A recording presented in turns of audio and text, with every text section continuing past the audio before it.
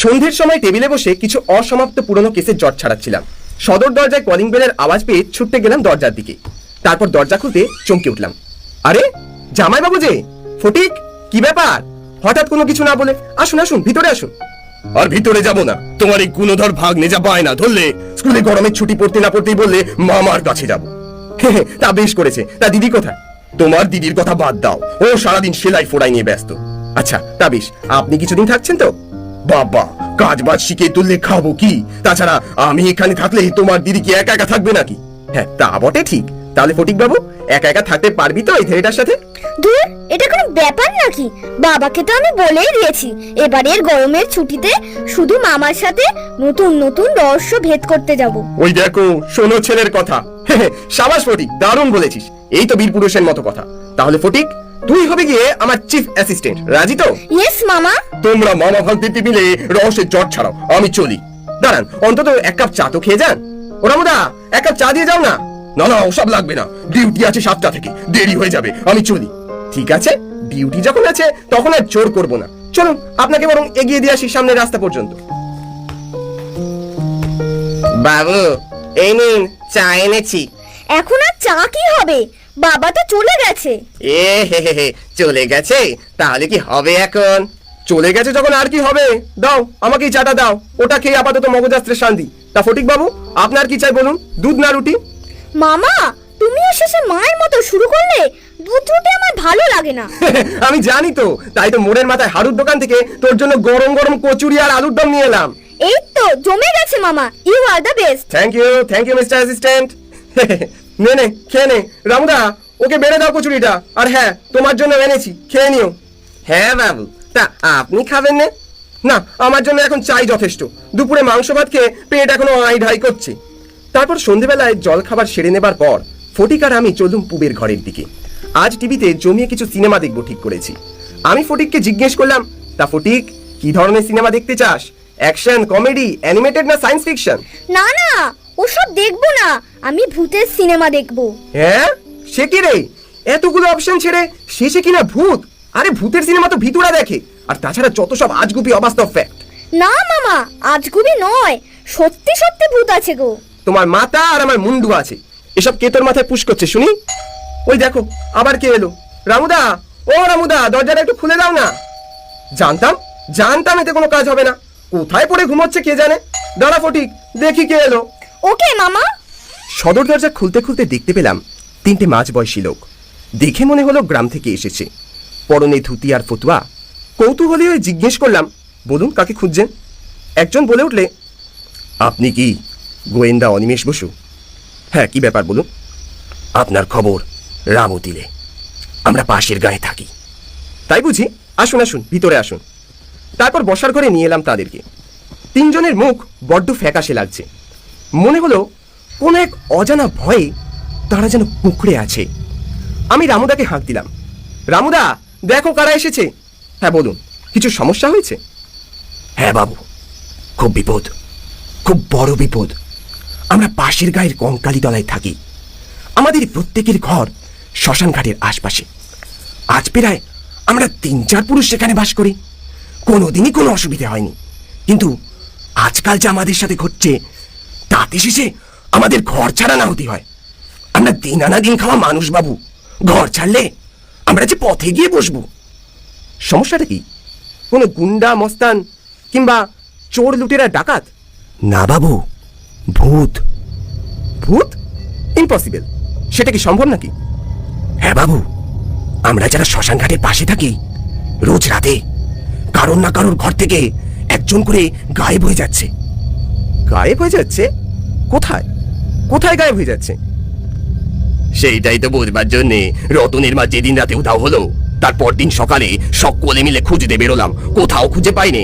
শেষে শ্মশানের পাশ দিয়ে যেতে গিয়ে দেখি শ্মশানের চিতা তখনও মিটমিট করে চলছে, আর একটা জ্বলন্ত পায়ের ছাপ সোজা সোজা চিতার দিকে উঠে গেছে। সে কি?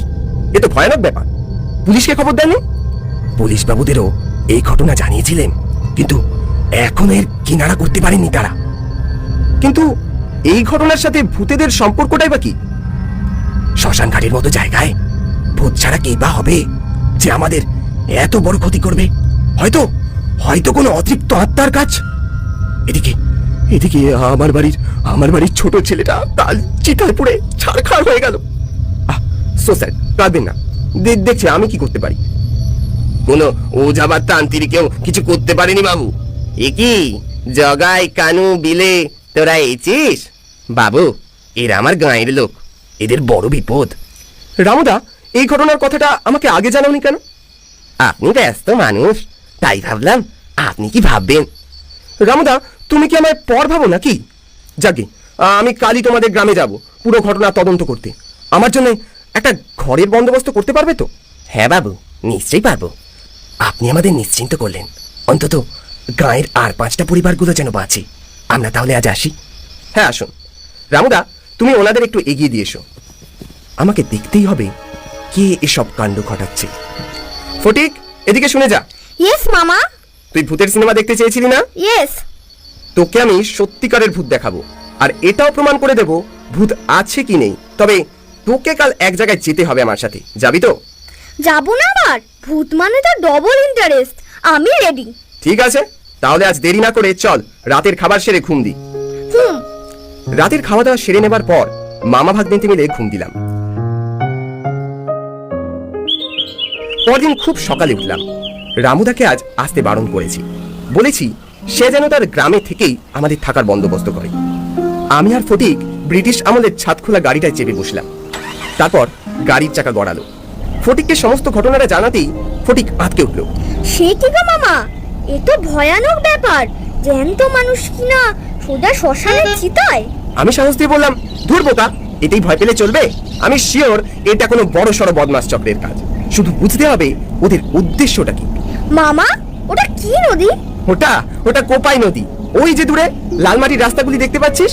কোথায়? আরে ওই যে এঁকে বেঁকে গেছে, ওগুলোকে বলে খোয়াই।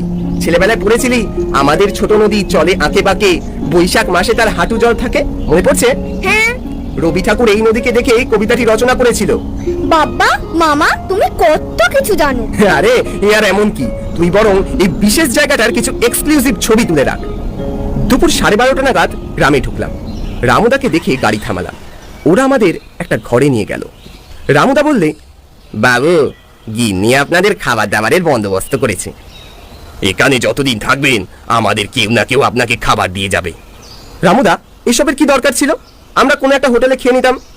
কি যে বলেন বাবু, এটুকু তো আমাদের করতেই হবে। কাল রাতে বিধুর ছেলেটা গায়েব হয়ে গেল। কি জানে আজ রাতে কার কপালে দুর্ভোগ আছে। ও মাই গড, কি বলছো? তাহলে তো আমাকে ইমিডিয়েট অ্যাকশন নিতে হয়। রামুদা, আমি শ্মশান ঘাট হয়ে সোজা থানায় যাব। এখানে থানাটা কোথায়? বাবু, ওই বড় রাস্তা পেরিয়ে পশ্চিম দিকে রাস্তা ধরে গেলে আপনি বুড়ো ঝাউতলা পাবেন। সেখান থেকে মিনিট 2 রাস্তা। কিন্তু বাবু, দুপুরের খাবারটা তো খেয়ে যান। না রামুদা, হাতে একদম সময় নেই। আজ রাতে আরো একজনকে আমি শেষ হয়ে যেতে দেখতে পারবো না। ফটিক, আমার সাথে চল। চলো মামা। তারপর এক প্রকার ছুট্টে গাড়িতে গিয়ে বসলাম। বাড়ি থেকে কমপক্ষে তাও 100 মিটার দূর শ্মশান। বিস্তৃত ঘাসহীন জমি, এদিক ওদিক ছড়িয়ে আছে কিছু মরা গাছ।